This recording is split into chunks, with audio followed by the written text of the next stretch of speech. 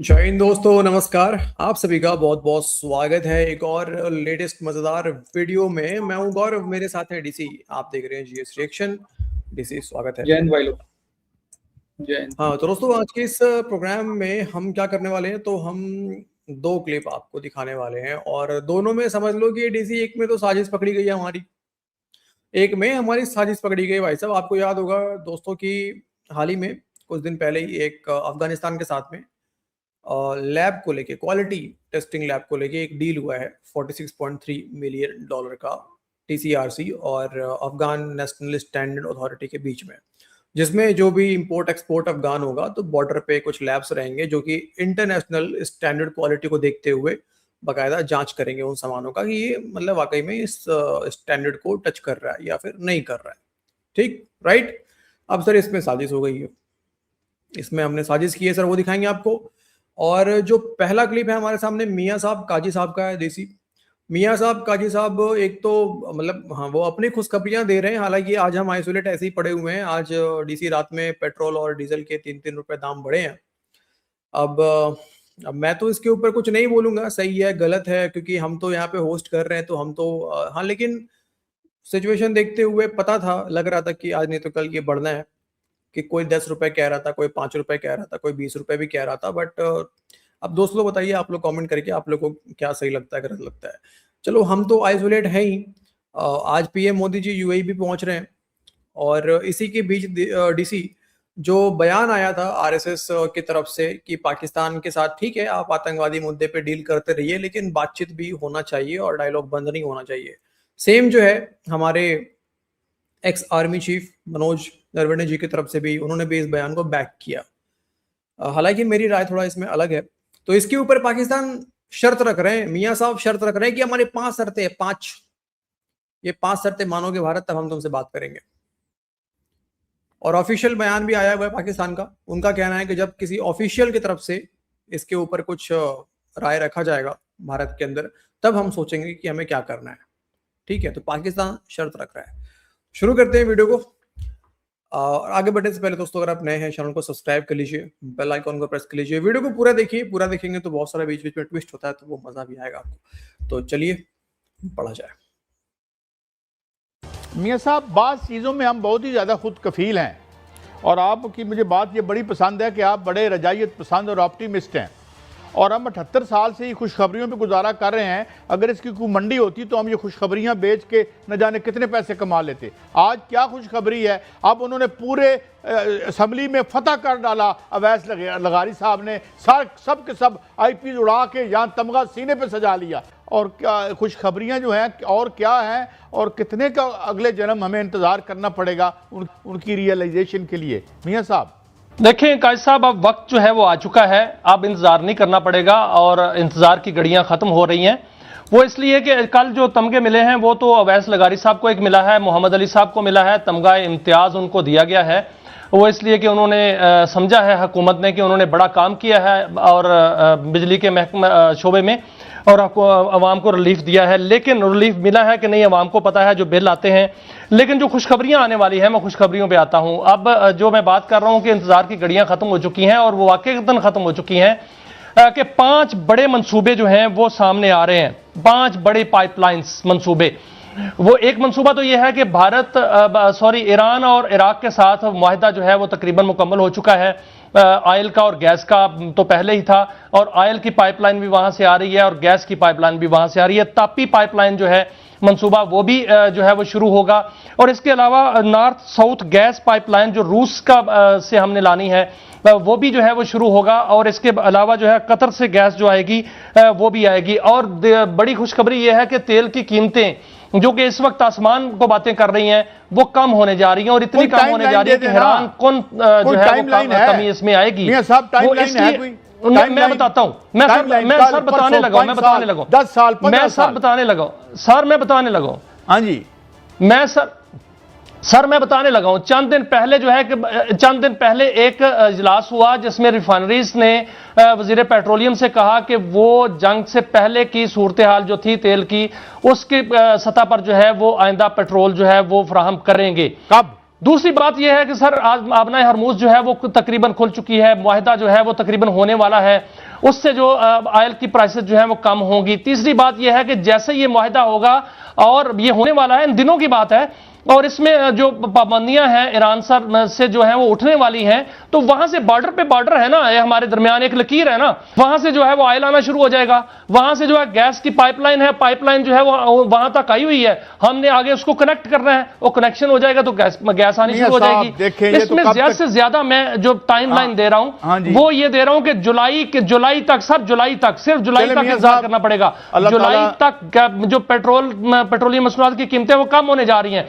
Sir एक छोटी सी बात, जो भारत को हमारी बड़ी याद आ रही है ना, वो इसलिए याद आ रही है कि जो पाइपलाइंस पाकिस्तान में आ रही हैं, वो पाकिस्तान से भारत जो है वो गैस लेना चाह रहा है, पाकिस्तान से जो है वो ऑयल लेना चाह रहा है, पाकिस्तान से जो है वो बाकी तापी और साउथ नॉर्थ मंसूबे के साथ जो मुंसलिक होना चाह रहा है। लेकिन भारत को, आज मैं देख रहा था कि भारत के जो हैं वो साबिक आर्मी के जो सरबराह हैं, उन्होंने भी कहा कि पाकिस्तान के साथ बातचीत करनी चाहिए, दीगर्स ने भी कहा। तो सर वो क्यों ना करें बातचीत, लेकिन हम नहीं करेंगे बातचीत, हम उस वक्त तक नहीं करेंगे बातचीत। 5 शराइत है जो मैं सामने जो है बता देना चाहता हूं कि भारत को सबसे पहले जो पाकिस्तान की शराइत है वो ये है कि मकबूजा कश्मीर को आजाद करना पड़ेगा। भारत जो है वो इससे पहले कि हमसे बातचीत करे, बलोचिस्तान से दहशतगर्दी खत्म करने की तौबा तो नसूह करे, अफगानिस्तान से सब प्रॉक्सीज जो है वो खत्म करे, 1-2 रह गई हैं, और इसके अलावा जो है वो मुआहिदा जो एक तरफा मुअत्तल किया है उसको बहाल करे फौरी तौर पर, और उसकी खिलाफ वर्जी जो है उस पर तौबा करे।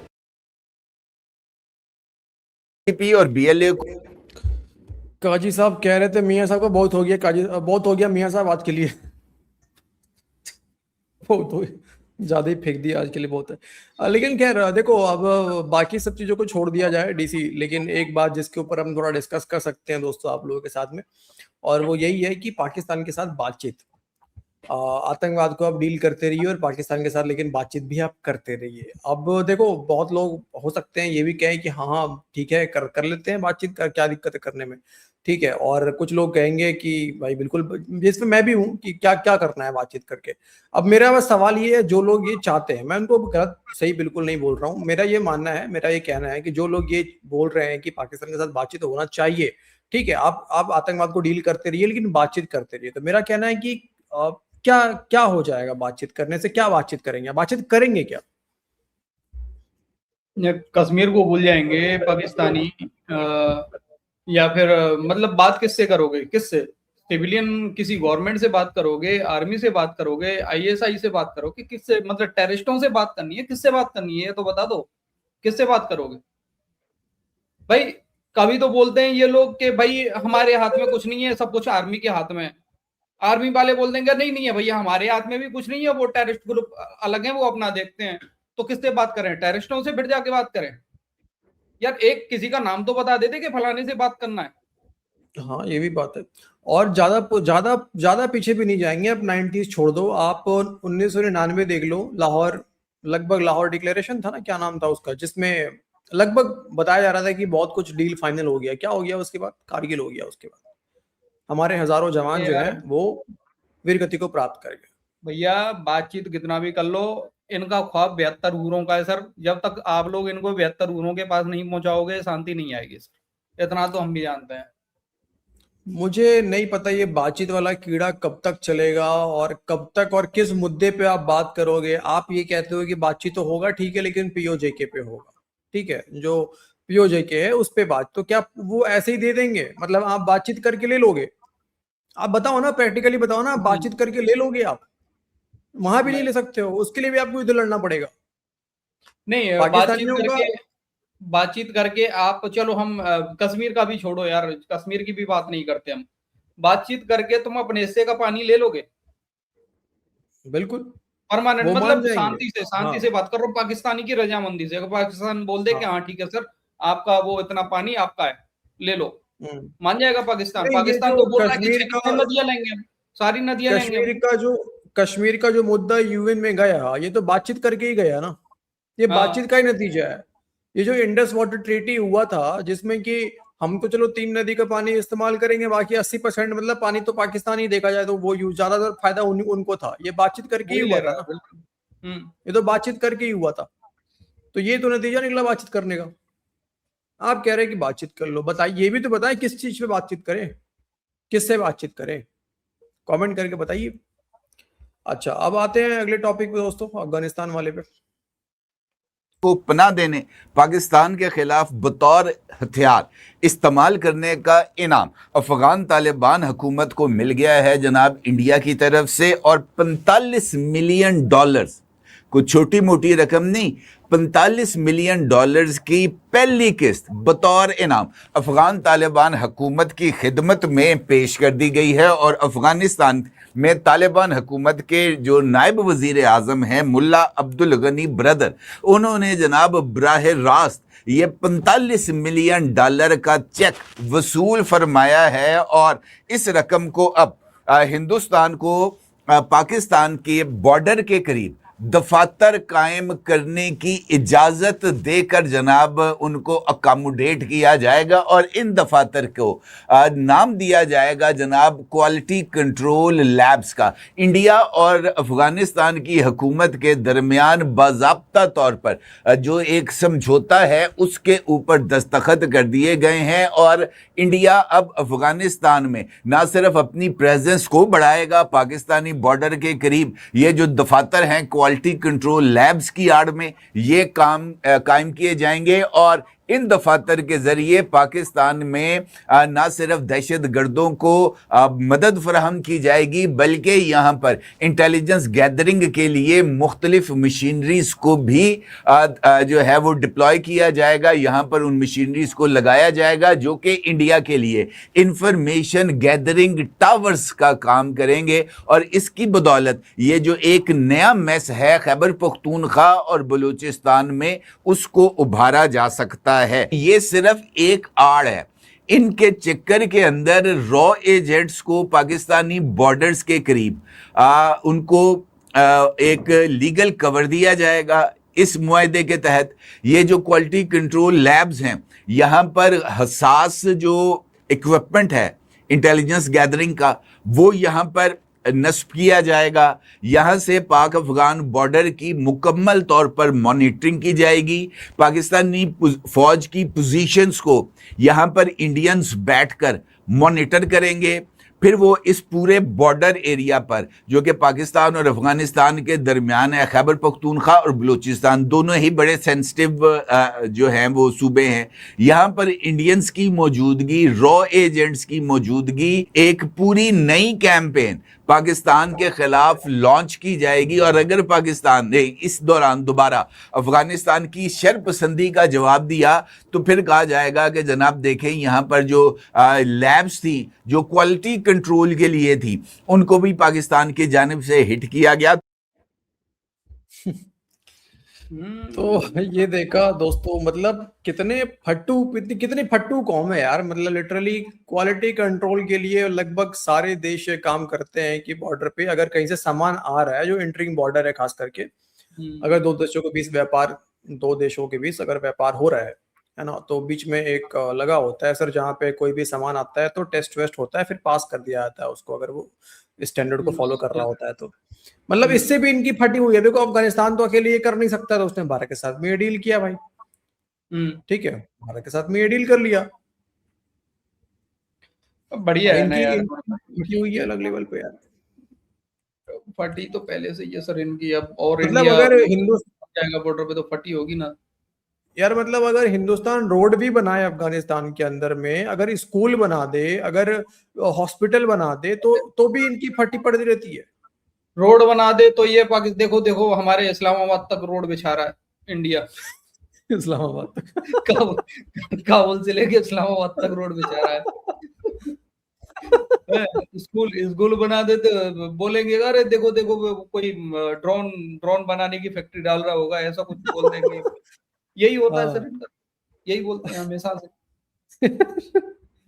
अरे सच में यार, अजीब लोग हैं यार। हॉस्पिटल बना दे या कोई केमिकल लैब बना दे तो बोलेंगे कि बायोलॉजिकल वेपन बना रहा है भाई साहब। बॉर्डर पे अगर सुनो, बॉर्डर के पास में ही किसी अफगानिस्तान के शहर में अगर इंडिया ने एक क्रिकेट स्टेडियम बना दिया ना, क्रिकेट स्टेडियम, इनका कहना यही होगा सर इंडिया ने हमारे सिर फोड़ने का इंतजाम किया है। भाई कोई बैट्समैन बॉल पे शॉट मारेगा तो किसी पाकिस्तानी के सिर पे जाके लगेगी ना। यार सच में यार, मतलब ना कुछ भाई, है भाई, कुछ कुछ इनको तो साजिश इनके अंदर, निकालनी होती है, हर जगह से साजिश निकालनी हाँ होती है, कुछ कि ना कुछ अभी साजिश इनको निकालनी होती है, कुछ भी निकाल दे साजिश चाहिए। साजिश निकालो नदी बस। में नदी में कुछ काम वाम करे तो देखो भारत डैम बना के पानी रोक रहा है हमारा, तो मतलब हाँ अफगानिस्तान के अंदर भी तो है इनका यार, हर जगह से कुछ ये तो मामला इनका है सर। ये यही यही कर हर चीज में यही करते हैं ये लोग। बढ़िया है, सही है, मजा आता है ऐसे में। तो दोस्तों ये थे हमारी साजिश, देख लिया आप लोगों ने जो अफगानिस्तान में साजिश चल रही है भारत सरकार की तरफ से। और बाकी आप लोग क्या सोचते हैं वीडियो, आज के इस वीडियो में खास करके जो शुरू वाला टॉपिक था कि पाकिस्तान से बातचीत वाला मैटर पे, मैं चाहता हूँ कि आप लोग कमेंट करें। वीडियो को अंत तक देखने के लिए आप सभी का बहुत बहुत धन्यवाद। अपना ख्याल रखिए। जय हिंद। जय हिंद भाई लोग।